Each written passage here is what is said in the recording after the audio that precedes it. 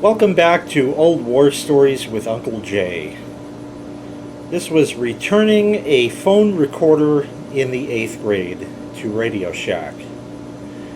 Well, alright, social studies, 8th grade. Didn't quite care for the teacher, but she, at least taught us decent stuff. She was an okay teacher.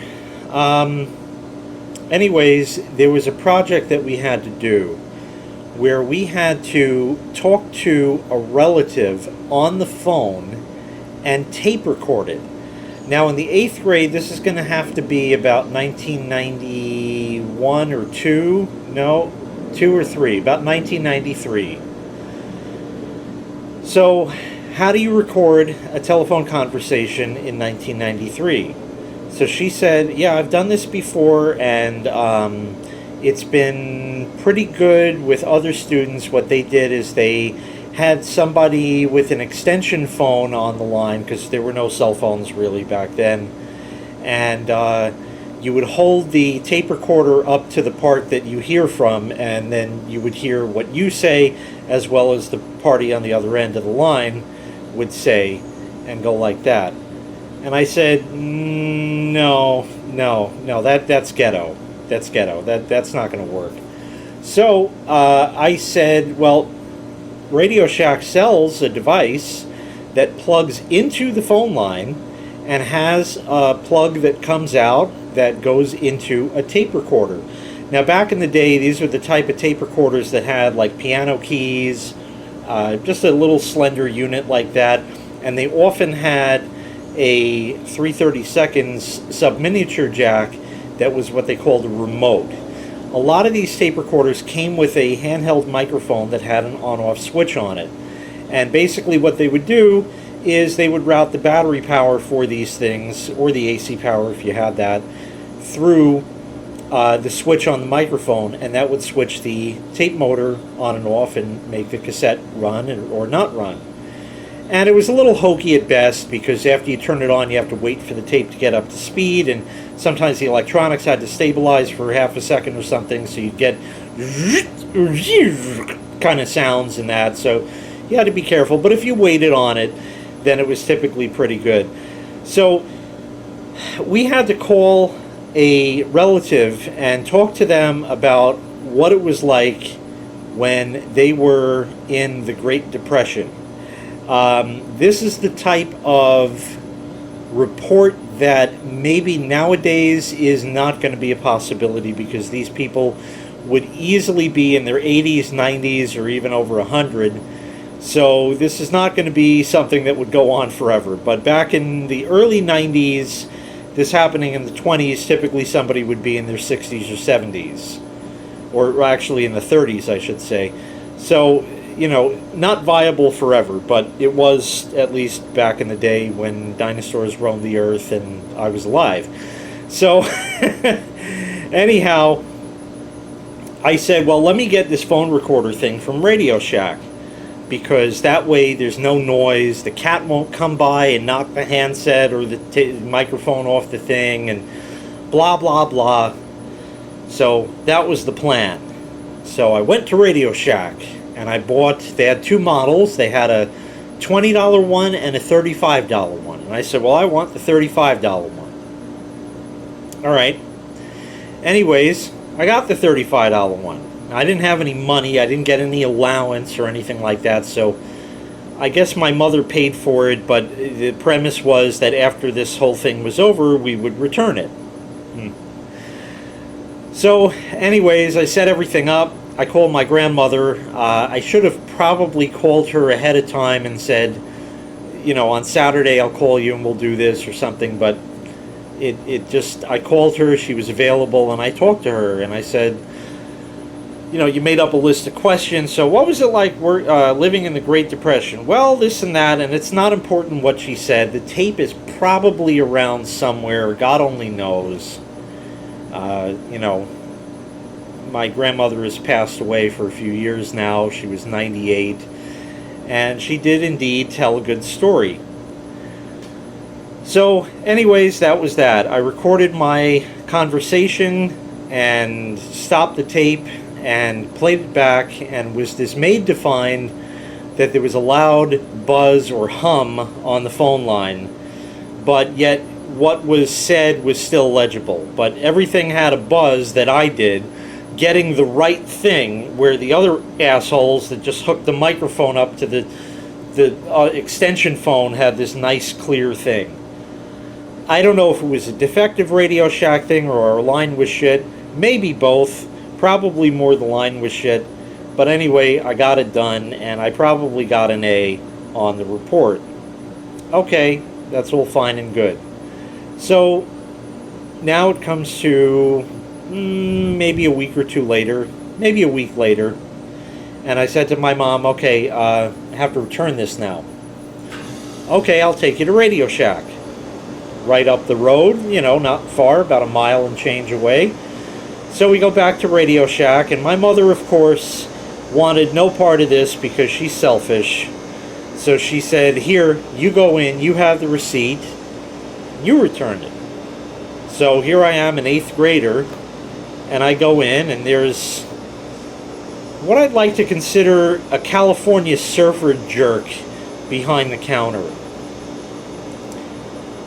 So anyway, the package has been opened because I used it, but I opened it very carefully. It was one of those cardboard back things with the plastic kind of glued to it, so I opened it really carefully, and I put the thing back in there, and I wasn't going to put Scotch tape on it and make it look nice or anything like that, because the Scotch tape would show, and I wasn't smart enough to glue it. Maybe my dad even had no part of this whole thing, because for him to find out that we spent $35, even though he was getting it back, we didn't want to even open that can of worms. So I go to the surfer dick behind the counter, and I say to him, I'd like to return this, please. So he grabs the receipt, he looks at it, he's like, okay, and then he looks at the item, and he said, this has been opened. I said, yeah, it has. It didn't work right. There was a buzz on the line. Well, that could be your phone line. Apparently he thought he knew what he was doing. So I said, well, I need to return it anyway. Now, Radio Shack's policy said that the item had to be in resalable condition. It didn't stipulate what resalable means. Now, if it were missing the instructions, if it were missing a cable that might have come with it or something like that, I could see that perhaps it was not resalable.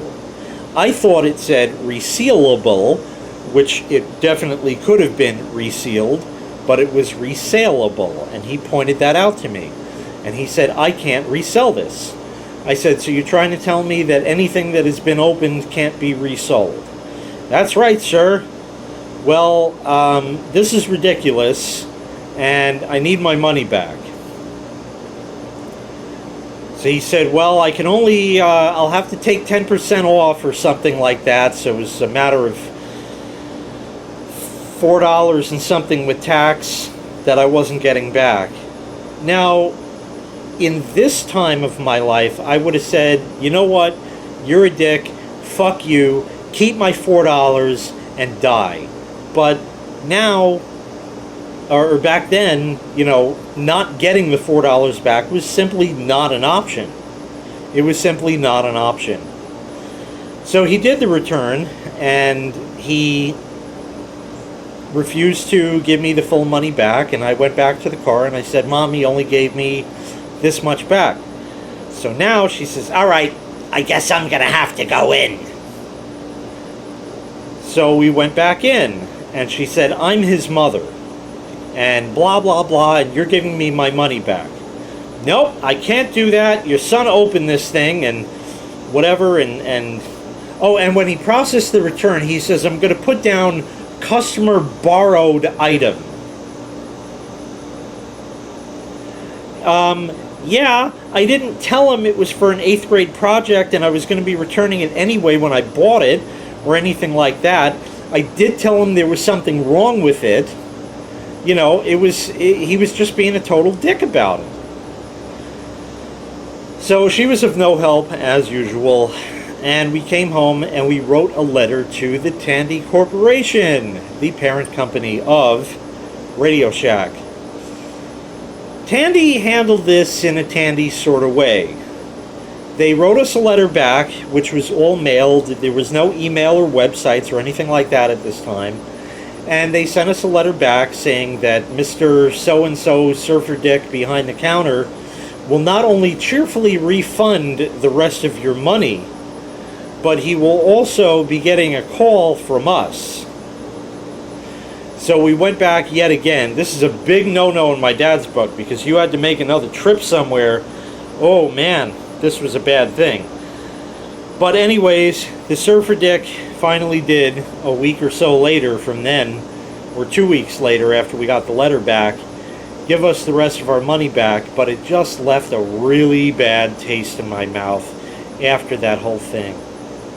The fucking balls of this Dick, because obviously we know what happened. He was taking advantage of a kid. That's what went on. If my mother went in first, like she should have, and I was just tagging along because you have to bring your kid with you, then probably none of this would have happened. But instead it did, and it propagated this whole thing. And did he get a stern talking to? Maybe a slap on the wrist. Don't do that again. Yay, fuck my life and all of its trouble thereof. Anyway, yeah, that one ended on a great note. But a lot of these old war stories don't end on a good note, as you know. Anyway, that was it. Trying to return a phone recorder to Radio Shack when I was in the 8th grade. Thank you so much for watching this installment of Old War Stories with Uncle Jay. Make sure you click like, make sure you click subscribe, and take care. We'll see you next time. Bye-bye.